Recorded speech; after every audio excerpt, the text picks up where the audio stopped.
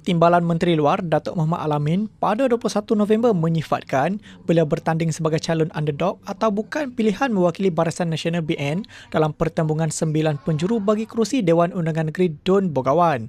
Mahmat berkata, berbanding calon lain terutamanya bekas Menteri Luar Tan Sri Anifah Aman yang mewakili Gabungan Rakyat Sabah GRS dan penyandang Dr. Daud Yusof dari Parti Warisan, beliau antara calon muda yang bertanding di kerusi itu. Beliau enggan bertelagah dengan Anifah yang juga bekas gurunya yang menyatakan boleh mengalahkannya pada bila-bila masa sekiranya pertandingan itu 1 lawan 1. Pada 20 November, Anifah mengakui Mahmat adalah anak didiknya yang beliau bawa ketika bersama UMNO sehinggalah menjadi calon bagi kerusi Parlimen Kimanis. Anifah berpendapat sekiranya pertandingan PRN Sabah ke-17 membabitkan dua penjuru, beliau boleh menewaskan Mahmat pada bila-bila masa. Ini mantan ketua bahagian UMNO Kimanis. Jadi puluhan tahun jadi ahli Parlimen Kimanis atas tiket Barisan Nasional, dan dia menjadi orang hebat kerana Barisan Nasional. Tanpa Barisan Nasional, he is nobody. Walaupun mungkin dia berharta, dia orang berkedudukan, tapi dari segi politik dia kena ingat tapak base dia itu adalah Barisan Nasional. Tanpa BN, tanpa UMNO, dia bukan siapa-siapa.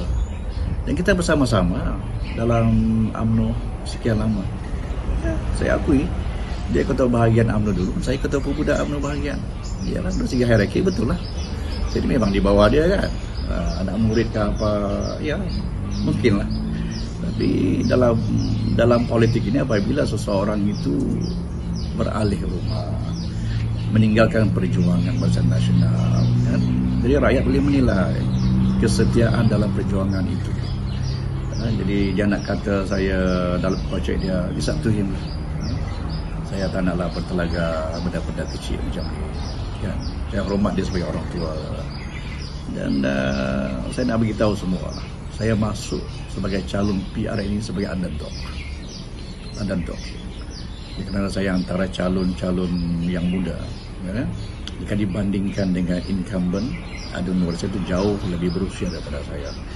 Apatah lagi beliau, dah 70 lebih tahun, masih jauh lebih tua daripada saya. Saya hormat orang-orang tua,